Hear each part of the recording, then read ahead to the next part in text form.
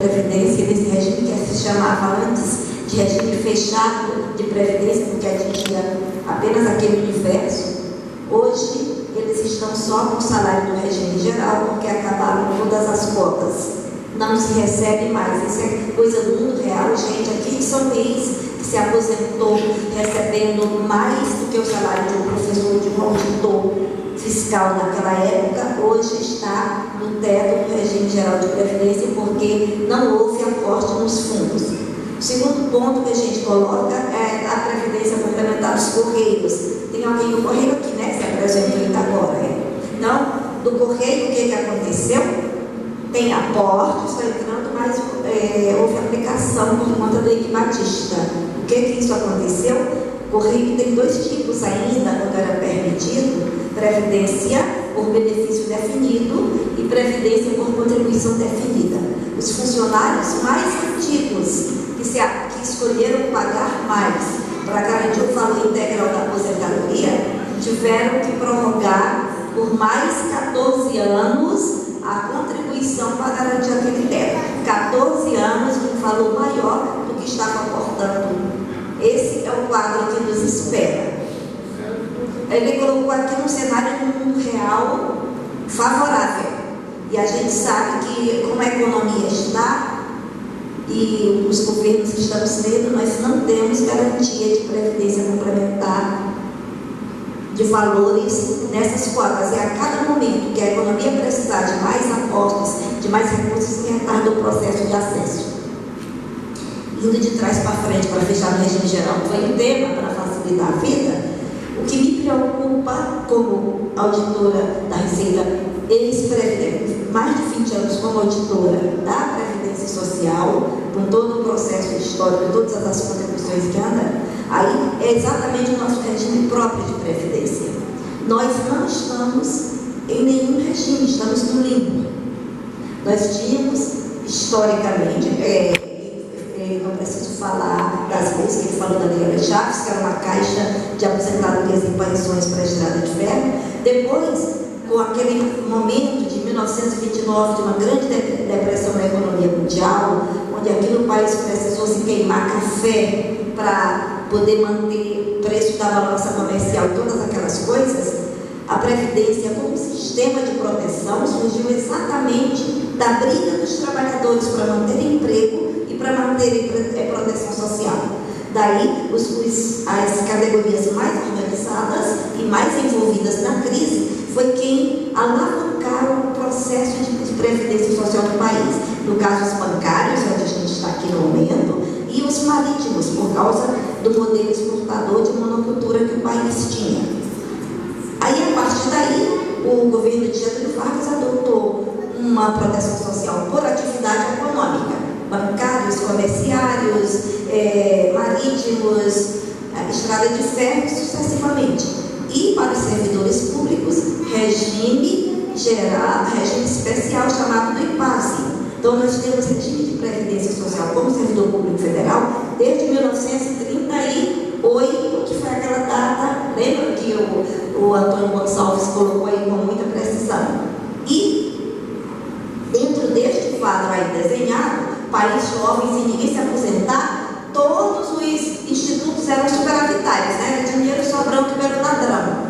Uma economia que não tinha uma valorização da moeda, era muita inflação. O caminho que o Getúlio Vargas, que deu uma mão, tirou com a outra, vamos investir no desenvolvimento do país, e quando todos esses trabalhadores chegarem na idade de aposentadoria, nós devolveremos os valores. Isso está com decreto registrado por lei. Isso, este país todo. Aí depois fez Getúlio Vargas, o Centro Michel fez a mesma coisa com a Constituição de Brasília. A gente podia enumerar 1000 coisas. E o regime foi novo. Quando as pessoas começaram a se aposentar, nada foi devolvido. E os servidores públicos, em 1977, com o regime militar, o governo do Ernesto Geisel acabou com o Instituto de Previdência dos Servidores Públicos Federais, e seus recursos mandou seus funcionários, a grande maioria, para a CLT, as contribuições para o então o INPS, INSS e ficou apenas para as carreiras exclusivas de Estado a garantia de regime próprio de previdência. Sendo que o regime próprio de previdência que o Getúlio Vargas criou naquela ocasião foi para garantir o poder. Quando ele pegou o regime geral, ele pegou o modelo bismarckiano da Alemanha, o primeiro ministro da Alemanha, para poder enfrentar a Inglaterra no processo de industrialização, fazia aquelas jornadas de trabalho muito pesadas, era muito acidente.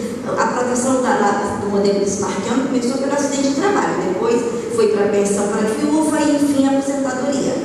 Ele aqui adotou o modelo para os servidores públicos, o modelo inglês, vitoriano, ou seja, o regime geral dá uma certa proteção para acalmar o pessoal dos bancários, dos marítimos, tudo para ter alguma coisa, a gente não sabe o que ele vai dar.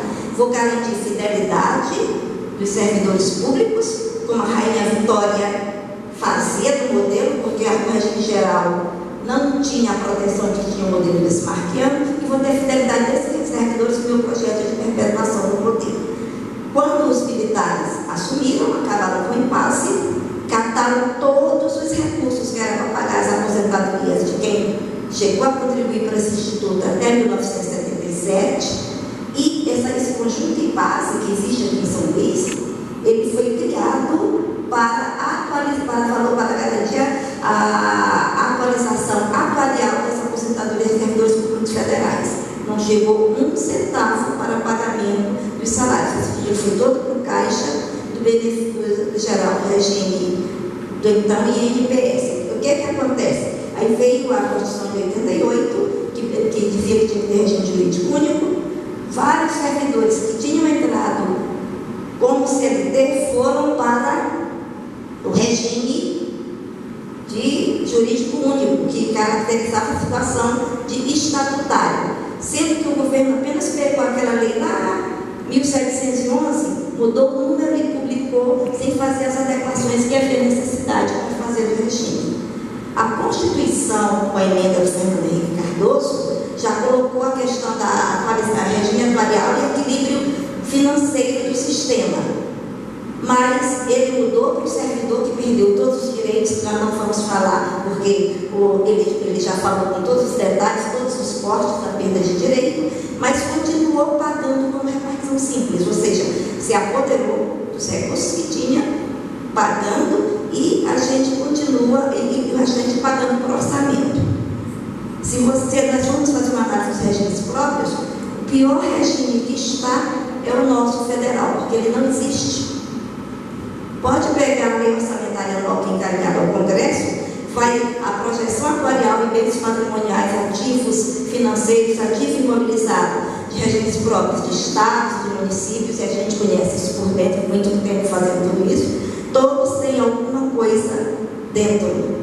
Nós só temos projeções atuariais para 2021, 2041, 50, 90, que a gente não vai perder tempo. Ou seja, além de estar em certo recebimento da Previdência Complementar pelo FUNPRESP, nós não temos garantia, porque não foi criado o fundo. E uma das coisas que eu proponho, já para fechar, para entrar para o regime geral, é que a gente, como servidor público, trabalhe para ter direito de administrar com uma seguridade, nos garante o próprio fundo, e pugnar para que se faça uma emenda à Constituição para negociar, a exemplo do que o governo negociou com os estados, a reposição, a devolução de recursos que historicamente nunca chegou para o regime próprio de previdência para nos garantir a aposentadoria e pensão. Se a gente não fizer isso com uma emenda constitucional, ou seja, independentemente do que eu vou fazer, colocar aquele pedaço, a exemplo do que fez no Estado, agora precisa muita discussão, muita união dos servidores públicos federais, porque senão daqui a 10 anos, 20 anos, nós não teremos o regime próprio garantido, nem o teto. O outro está no regime de aplicação no mercado, e esse está em risco. Nós estamos no limbo.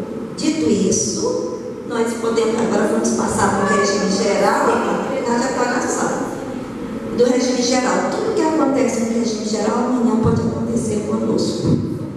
Ponto, né? Então, por que o governo está propondo, dentro dessa eu não trouxe, eu não sabia se tinha slide, eu fiz no papel, tem que usar os óculos. Então, o que ele está propondo emenda. A mesma coisa que historicamente todos os governos fizeram: repasse das dívidas e prejuízos do Estado para a classe média e a classe dos trabalhadores em geral. Repasse da fatura das dificuldades econômicas também na mesma direção. Ou seja, se nós formos ver, e eu pego aqui o corte que foi dado, se a gente for ver o orçamento do governo nos últimos 10 anos, recorrentemente, 47% de tudo que se arrecada neste país, 47%, vai para o serviço da dívida, para a renegociação da dívida e para o pagamento da prestação da dívida. E essa situação ficou pior desde aquele tempo que o Lula negociou com o Clube de Paris, negociou com a FMI para acabar com as dívidas internacionais. Aí ficou essa dívida enorme e toda para o sistema financeiro. As contribuições da folha de salário, que é aquela que os trabalhadores urbanos utilizam, são destinadas a aposentadorias e pensões, elas representam 1/3 do orçamento, de tudo que a Receita Federal arrecada, no mínimo. As contribuições sociais destinadas à Seguridade Social são 40%, no mínimo, anualmente. E o que me preocupa bastante é porque quando a emenda 9 do Fernando Henrique Cardoso disse que tinha que haver desoneração, e o Lula na emenda 41 disse que era antecedida de um estudo dos impactos que isso poderia ter no sistema de longo prazo, desde que houve a fusão do fisco, que não foi desde que o fisco federal, conjunto com a Receita da Previdência, foi retirada para a Receita Federal do Brasil, que nenhum estudo de impacto financeiro e econômico foi feito para ver no longo prazo quais os reflexos para pagar aposentadorias e pensões de trabalhadores. E o que é pior, como não conseguiram mexer de qualquer maneira agora na reforma do Temer, retiraram a Secretaria de Benefícios, acabaram com o Ministério da Previdência Social, e estão os benefícios numa estrutura que até a fiscalização das contribuições previdenciárias foram abandonadas desde que houve a fusão do fisco. Estamos naquela situação onde nós tínhamos uma fiscalização que dialogava com a sociedade, defendia os interesses e os recursos de aposentadorias e pensões, e a nossa surpresa com a fusão do fisco, em Receita e Previdência, é que nós, como auditores fiscais da ex-Previdência, exercíamos o nosso papel de autoridade de Estado para lançamento, para todos os fins, com autoridade para encontrar uma falha sentença que levasse a coisa, tem autoridade para isso. Quando chega eu desafio alguém aqui que já recebeu alguma notificação na malha de falha de pessoa física, se não vem no nome do delegado, uma usurpação da atribuição do auditor, que é o que está se vivendo. A briga que a gente está com um ano de paralisação por conta do resgate das atribuições, envolvidos mais pelos ex-previdenciários do que por qualquer outra pessoa, porque nós estávamos acostumados ao pleno exercício das atribuições. Então, isso nos preocupa, porque quando ele levantou dos débitos que estão parados sem cobrança, é uma questão de procuradoria. Pior são os débitos decaídos por falta de ação. Aqui, desde 2007, o processo de verticalização na construção civil aqui em São Luís é grande, né?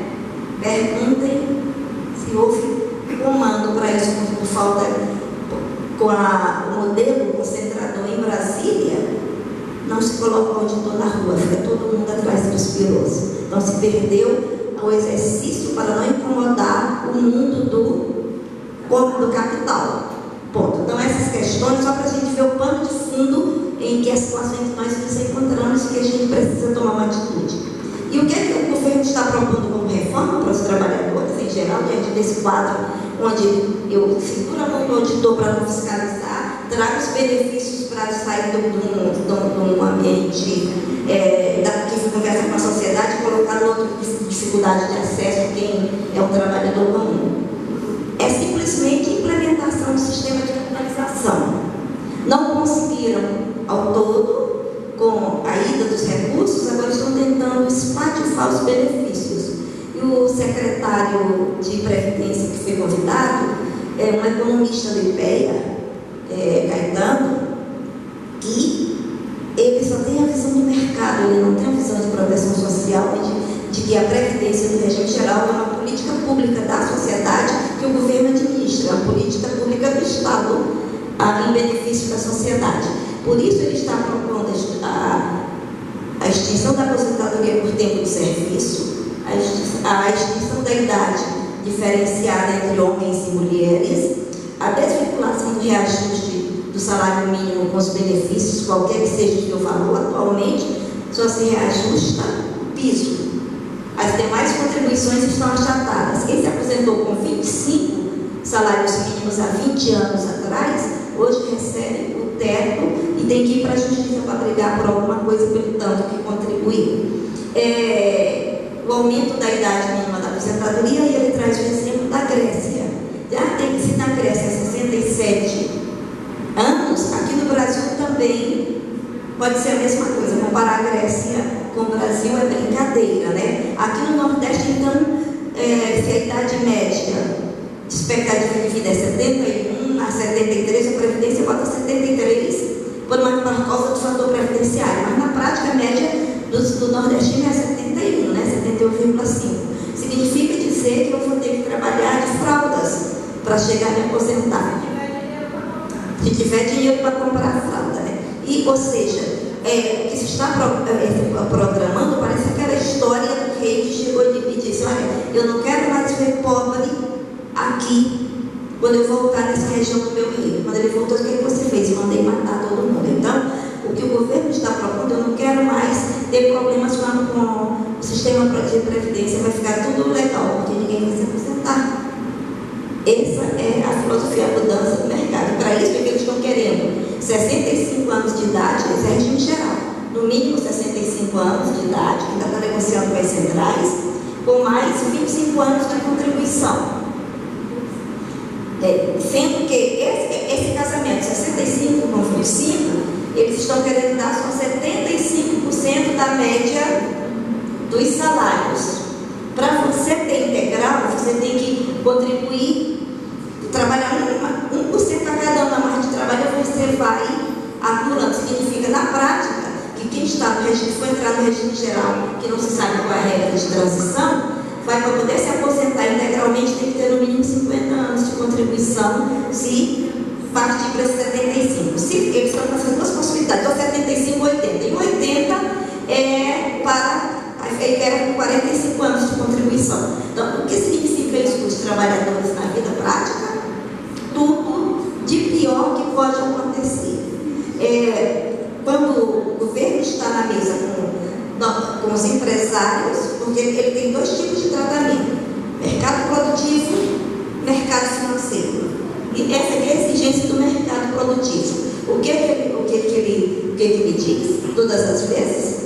Que não tem, não pode, porque tem rombo, tem déficit. Nada mais é do que artifício contábil para dizer que não tem dinheiro para pagar e que precisa reformar. Ele falou de 21 milhões, né? Mas na verdade em 2015, na verdade é porque naquele governo teima em não incluir a contribuição sobre prognósticos jovens. É uma